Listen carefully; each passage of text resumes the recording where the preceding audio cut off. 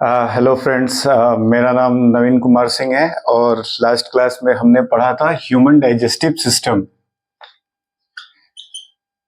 Human digestive system human digestive system मानव पाचन तंत्र। मानव पाचन तंत्र, ठीक है। तो हमने पढ़ा था कि मानवों में दो प्रकार से पाचन होता है। एक होता है, पहला होता है आपका फिजिकल डाइजेशन।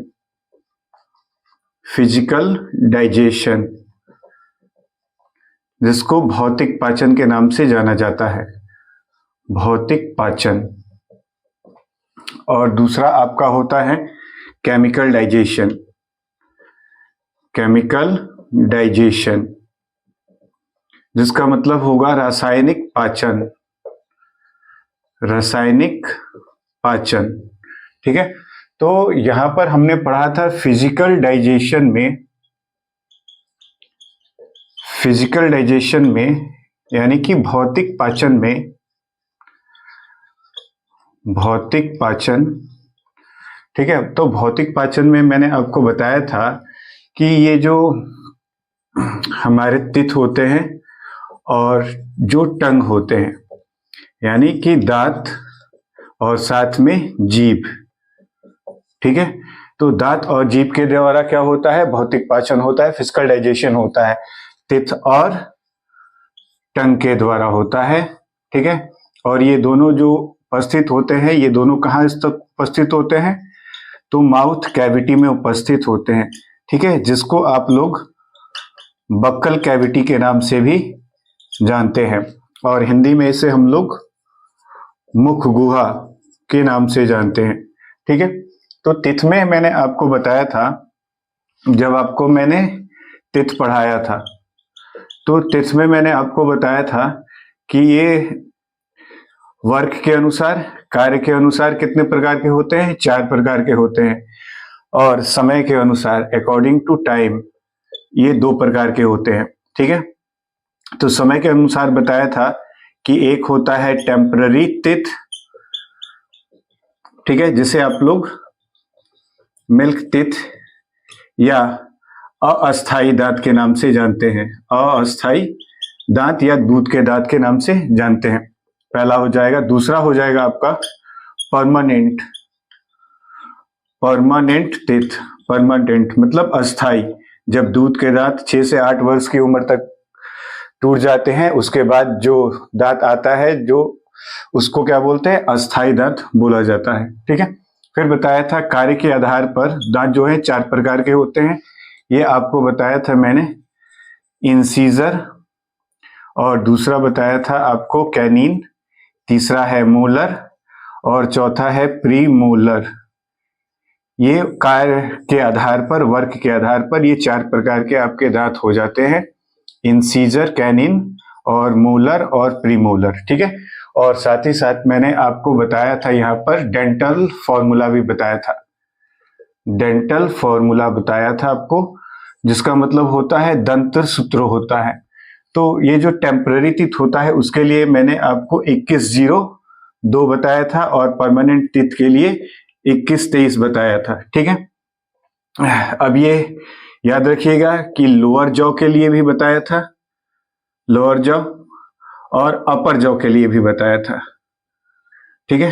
फिर लेफ्ट और राइट भी, दोनों तरफ से। इस तरह से करके मैंने आपको डेंटल फॉर्मूला अच्छे से समझाया था कि मोलर और प्रीमोलर, इंसीजर और कैनिन जो दांतों की संख्या होती है वो ऊपर नीचे मिलाकर कितनी हो जाती है, ठीक है। तो अब हम लोग देखने वाले हैं कि तिथ, लास्ट क्लास में मैंने आपको तिथ तक पहुंचा के छोड़ दिया था।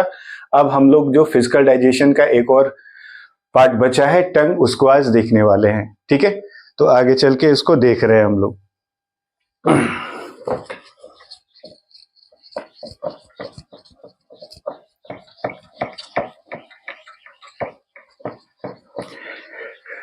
जो जीभ होता है, टंग होता है, ये क्या होता है, मस्कुलर ऑर्गन होता है, मस्कुलर पार्ट कहेंगे। हमारे माउथ कैविटी या बक्कल कैविटी में क्या होता है, ये एक मस्कुलर पार्ट होता है, ठीक है, मांसल भाग होता है, ठीक।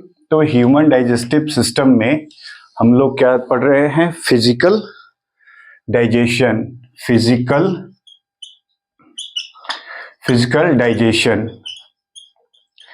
फिजिकल डाइजेशन में भौतिक पाचन, और ये भौतिक पाचन अब किसके द्वारा होगा, तो ये भौतिक पाचन टंग के द्वारा कैसे होता है इसको देखेंगे, ठीक है, कि आपके जीभ के द्वारा भौतिक पाचन कैसे होता है। तो सबसे पहले जीभ के बारे में थोड़ा सा इंफॉर्मेशन लिख लीजिए कि जो जीभ होता है यह हमारे मुख गुहा, ठीक है, जिसको आप लोग क्या बोलते हैं, माउथ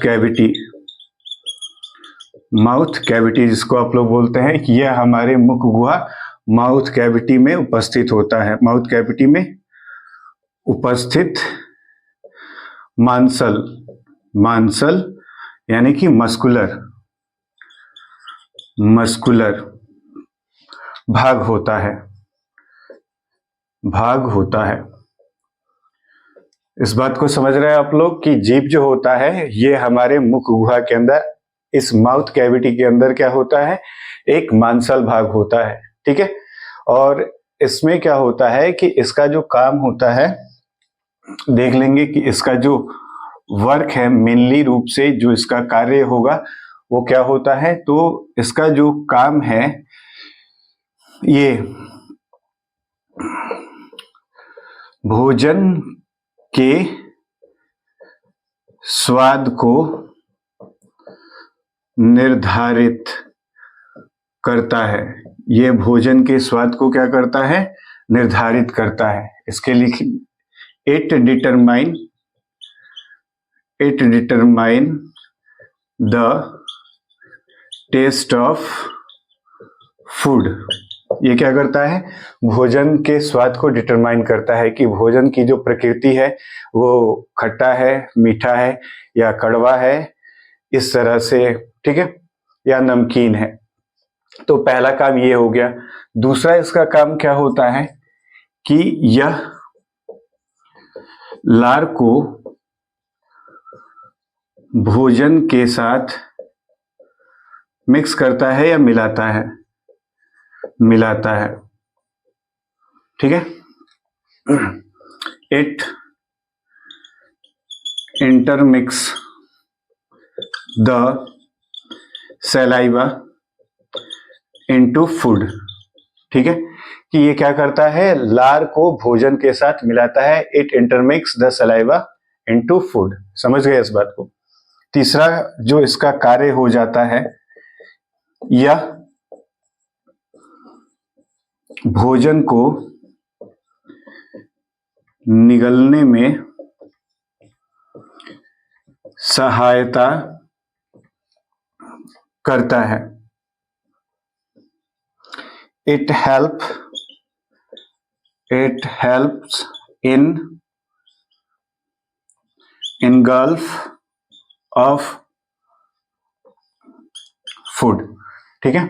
तो हमने क्या देखा यहाँ पर कि जो टंग है, जो जीभ के बारे में हम लोग बात कर रहे हैं, तो ये हमारे मुख गुहा में, माउथ कैविटी में उपस्थित क्या होता है, एक मांसल भाग होता है, एक मस्कुलर भाग होता है।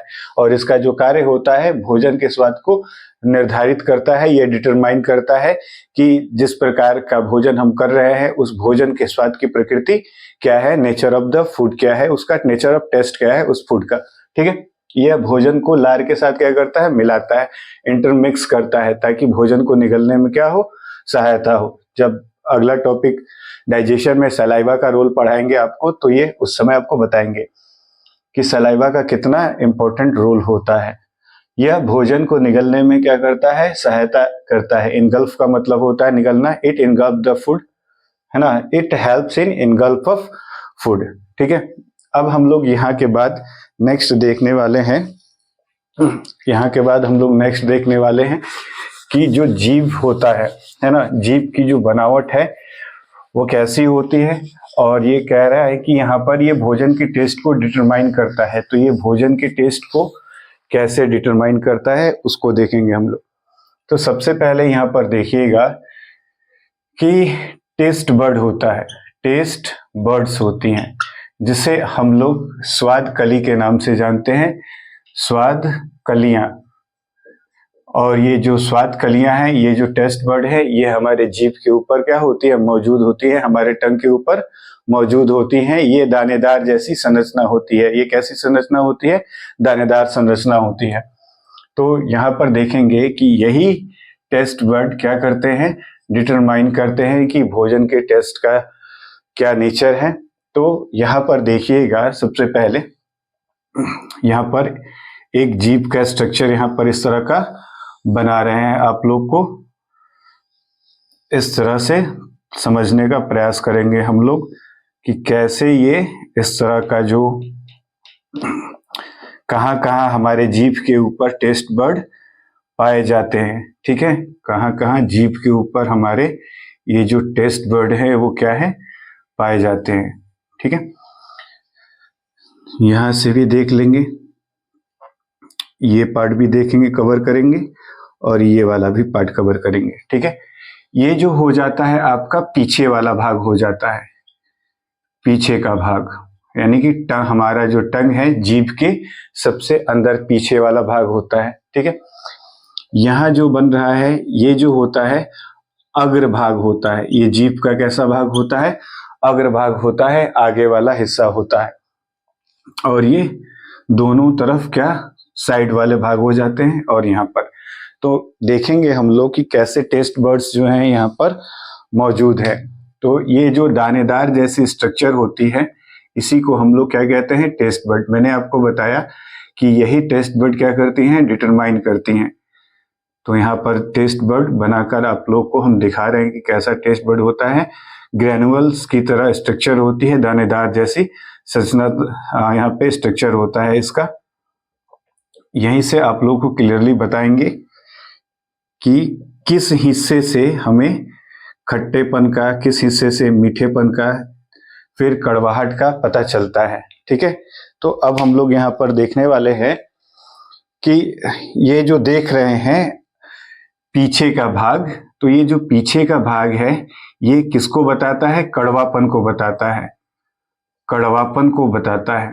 ठीक है, बिटरनेस को बताता है, बिटरनेस, यानी कि जीभ का जो पिछला हिस्सा होता है, सबसे पिछला हिस्सा, वो किस चीज को बताता है, कड़वापन को बताता है, बिटरनेस को बताता है।